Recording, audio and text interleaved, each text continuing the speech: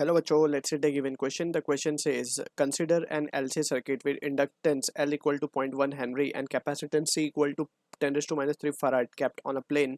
The area of the circuit is 1 meter square. It is placed in a constant magnetic field of strength B naught, which is perpendicular to the plane of the circuit. At time t equal to 0, the magnetic field strength start increasing linearly as B equal to B naught plus beta t, where with beta as 0.04 Tesla per second, the maximum magnitude of the current in the circuit is dash milliampere. So for this question, जो key concept यहाँ पे we will be using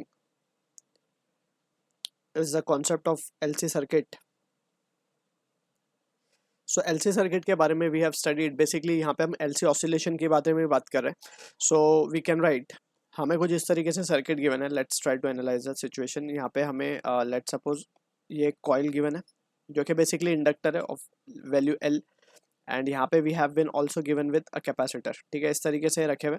and इसमें बोला गया है कि ये इस प्लेन में रखे हुए, यहाँ पे जो है परपेंडिकुलरली एक मैग्नेटिक फील्ड अप्लाइड है. ठीक है, सो यहाँ पे मैग्नेटिक फील्ड भी अप्लाइड है इस तरीके से. This is present in the region of magnetic field. अब मैग्नेटिक फील्ड की वैल्यू हमें कुछ गिवन है जो कि वेरिएबल है टाइम के साथ, हम देख सकते हैं. तो यहाँ से हम क्या निकाल सकते हैं, we can calculate the value of induced EMF, right. So E will be nothing but d phi by D t, just we are calculating the mod of it. ठीक है, मैग्नीट्यूड निकाल रहे हैं हम इसका. तो यहाँ पे हम इसको जस्ट डिफरेंशिएट कर देंगे. तो डिफरेंशिएट करने पे what we will be getting is we will be getting area तो बाहर आ जाएगा. बेसिकली फ्लक्स क्या होता है, B into A cos phi. अब परपेंडिकुलर है तो एरिया को भी हम सर्किट के बाहर ले लेंगे, मैग्नेटिक फील्ड को भी अगर हम बाहर मान रहे हैं तो cos zero will be one, right. So simply A d B by D t, simple. तो यहाँ से हम ई की वैल्यू लिखेंगे A d B by D t. जब हम इसको वैल्यूज को यहाँ पर सब्सटीट्यूट करेंगे, that is B naught plus beta t, तो यहाँ पे जस्ट वैल्यू मिलेगी बीटा. तो ई की वैल्यू आ रही है beta, and that beta is nothing but area में 1 मीटर स्क्वायर गिवन है, राइट. सो ये हो जाएगा 1 इंटू 0.04 टेस्ला पर सेकेंड, और simply the value can be written as 0.04. ये जो वैल्यू आई है वोल्ट में आ जाएगी बेसिकली. ठीक है, and that will be in volt. So ये वैल्यू आ गई हमारे पास इंड्यूस ईएमएफ की. अब क्योंकि इसमें ईएमएफ इंड्यूस हुआ है तो इसमें करंट फ्लो ना स्टार्ट करेगा. एंड अगर इसमें करंट फ्लो होगा तो let's suppose this is how the current is flowing. तो यहाँ पे हम इसको मान सकते हैं कि यहाँ पे एक बैटरी सोर्स आ गई होगी ऑफ ईएमएफ वैल्यू ई, जो कि बी जो हमने यहाँ पे ऑलरेडी कैलकुलेट कर लिया, जिसकी वैल्यू है 0.4 वोल्ट, राइट. अब इसके अंदर इस सर्किट के अंदर we can apply the KVL, that is Kirchhoff's voltage law. So applying KVL से हम क्या लिख सकते हैं बेसिकली यहाँ पे, वी कैन राइट 0 पॉइंट, अगर हम इस तरीके से मूव करें तो we can write 0.04 minus of इसके अक्रॉस जो पोटेंशियल ड्रॉप होता है क्या होता है, minus L D I by D T, right. So इसको हम लिखेंगे L D I by D T. ठीक है, एंड अगेन कैपेसिटर के अक्रॉस जो होगा वो होगा क्यू बाई सी. ठीक है, सो इस तरीके से we will be having the values. ये नेगेटिव साइन था, पॉजिटिव साइन था, पॉजिटिव नेगेटिव. ठीक है, इस तरीके से. So we will be having this values. Furthermore अगर हम अब इसको एनालाइज करें, क्योंकि करंट यहाँ पे ग्रो कर रहा होगा, राइट. सो कैपेसिटर उसको अपोज कर जो इंडक्टर है अपोजिंग नेचर होता है उसका चेंज इन करंट को. ठीक है ना, तो minus L D I by D T and minus Q by C, and that will be equal to zero. So इस तरीके से we can apply the KVL.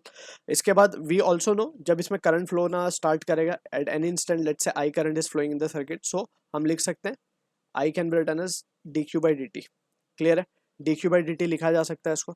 सो अगर हम ऊपर वाली एक्सप्रेशन को, ये एक्सप्रेशन लेट्स से 1 है, अगर हम 1 एक्सप्रेशन को डिफरेंशिएट करते हैं विथ रिस्पेक्ट टू टाइम, अगर हम इसको टाइम के रिस्पेक्ट में डिफरेंशिएट करते हैं तो ये 0 हो जाएगा माइनस एल, और ये हो जाएगा हमारे पास differentiating with respect to time, तो ये हो जाएगा D square I by D T square, and यहाँ पे ये आ जाएगा minus of D Q by D T into 1 by C, and that will be equal to 0. D Q by D T is nothing but I only. So minus L D square I by D T square minus of I by सी हो जाएगा, that will be equal to 0. Clear. यहाँ से अगर हम इसको simplify करें तो d square I by D T square can be written as I upon L C. इस तरीके से लिख सकते हैं इसको, and I upon L C with a negative sign. Clear है. यहाँ से अगर हम इसको देखें तो इसको ये एक्सप्रेशन जो है इसको ये मैच कर रही है इस तरीके से, d²x/dt², जो कि हमारा ऑसिलेशन का एक्सप्रेशन था, ω²x minus of ω²x, right. ये एक्सप्रेशन को मैच कर रही है। तो यहाँ से हम बोल सकते हैं कि ओमेगा की जो वैल्यू है दैट इज √1/√LC। क्लियर। अब furthermore we can say इस एक्सप्रेशन का जो सॉल्यूशन है बेसिकली डिफरेंशियल फॉर्म है, इसका जो सॉल्यूशन आता है हमारे पास it is of the type I = I0 sin ω/t + phi, right. तो एक कंडीशन ले लेंगे at t = 0, initially current was 0। So from this expression हम इसको जब सिंप्लीफाई करेंगे तो फाई की वैल्यू आइदर 0 आएगी या पाई आएगी। तो we will consider the value as phi की वैल्यू हम 0 अगर कंसिडर करेंगे, so this will be the expression of the type I = I0 sin ω/t। ठीक है, ये एक्सप्रेशन आ गया हमारे पास। अब इस एक्सप्रेशन की मदद से जो हमें एक्सप्रेशन नंबर 1 मिला था यहाँ पे, इंड्यूस ईएमएफ जो हमने कैलकुलेट किया था इक्वेशन 1, तो फ्रॉम 1 हम क्या लिख सकते हैं, from expression 1 from 1 0.04 minus of L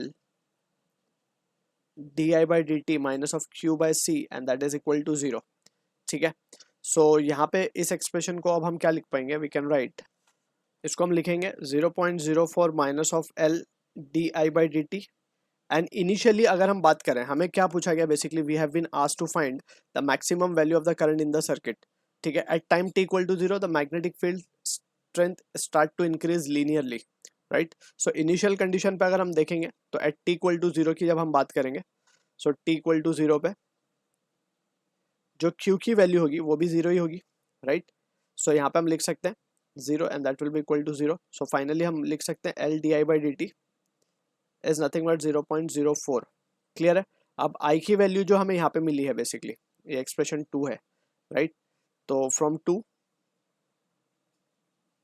what we can write is, इसको हम सिंपली I = I0 इस तरीके से लिख लेते हैं।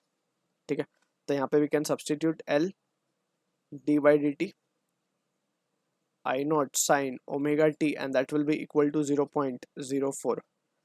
क्लियर। इसको जब हम सिंप्लीफाई करेंगे तो ये हो जाएगा L I0 जो कि मैक्सिमम वैल्यू है, राइट, जो हमें फाइंड करना है क्वेश्चन में, and that will be cos of ω/t and that will be equal to 0.04। तो t = 0 की बात हो रही है तो ये वैल्यू तो 1 हो जाएगी, तो L I0 and that will be equal to 0.04। तो I0 की वैल्यू क्या आ जाएगी, 0.04 डिवाइडेड बाय L क्या गिवन है हमें, L हमें गिवन है 0.1 हेनरी, 0.1 हेनरी। तो ये वैल्यू आ जाएगी हमारे पास 0.4 0.4 एम्पियर, राइट। हमें क्वेश्चन में फाइंड क्या करना है, बेसिकली मिली एम्पियर में हमें आंसर फाइंड करना है। So we can write, and also यहाँ पे वी हैव मिस्ड डिफरेंशिएशन में ओमेगा की वैल्यू भी आएगी यहाँ पे, so that value has to be considered over here, right. So यहाँ पे अब हम लिखेंगे therefore I0 will be equal to, अब t0 पे बात हो रही है तो cos 0 की वैल्यू 1 हो जाएगी, तो it will B 0.04 divided by omega into L। तो L की वैल्यू 0.1 हेनरी गिवन है, तो ये 0.4 हो जाएगा, 0.4 डिवाइड बाय ओमेगा। ओमेगा को हम क्या लिख सकते हैं, omega was nothing but 1/√LC। तो जस्ट ये आ जाएगा I0 will be equal to 0.4 into √LC। L हमें गिवन है 0.1 हेनरी एंड C की अगर हम बात करें तो C is been given as 10⁻³ तो इसको जब हम फर्दर सिंप्लीफाई करेंगे तो ये आ जाएगा 0.4 10⁻² and it will be in ampere, milliampere में चाहिए हमें, तो 10⁻³ से मल्टीप्लाई करेंगे, so 4 milliampere will be the answer for this question. So this is the maximum value of current we are getting for this question. I hope you understood the solution. All the best.